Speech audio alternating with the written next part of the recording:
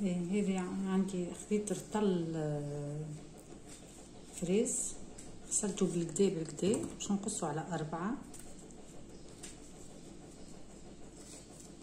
كهو.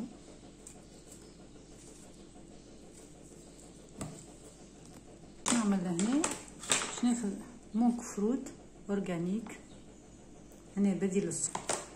هنا عندي رطل فريز باش ناخذ عليه كان 2 مغارف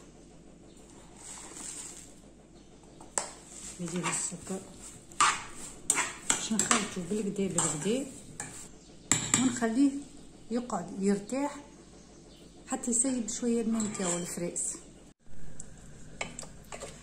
توا حطيناه على النار، من بعد خليت حتى يذوب السكر باش نحطوه على النار ونقعد نخلطو فيه.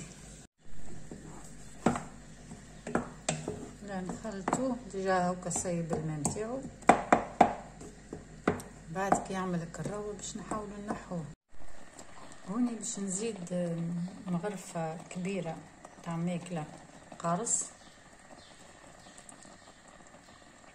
ونشوف الحقيقه كان خاطر هو ديجا انا ما حطيتش برشا سكر، يعني نحاول باش ديك الحموضه باهيه هي مع وباش يحافظ عليه.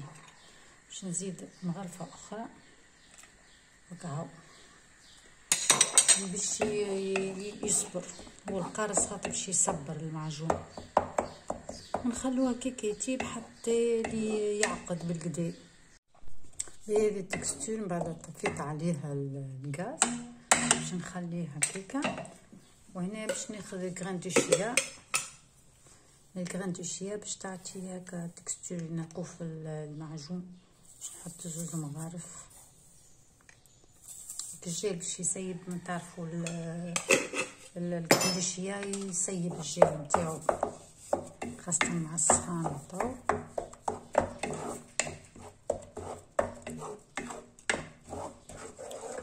اللي ما عندوش مونك فروت واللي يعني اللي ما عندوش بديل السكر، يعني نحن نحكوا على معجون صحي.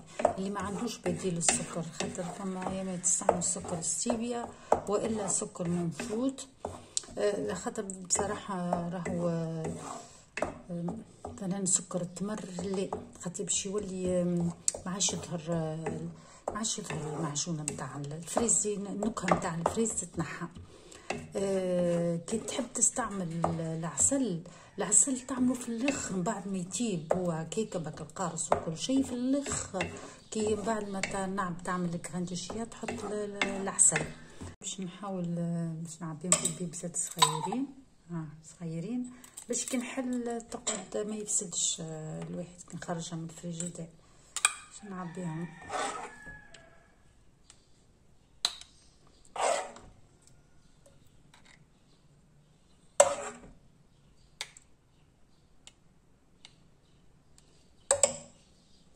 بعد ما عبينا البيبسات نحاول نمسحوا الاطراف بالكدا باش ما يقعدش، باش كي نسكروهم ما يفرقونيش.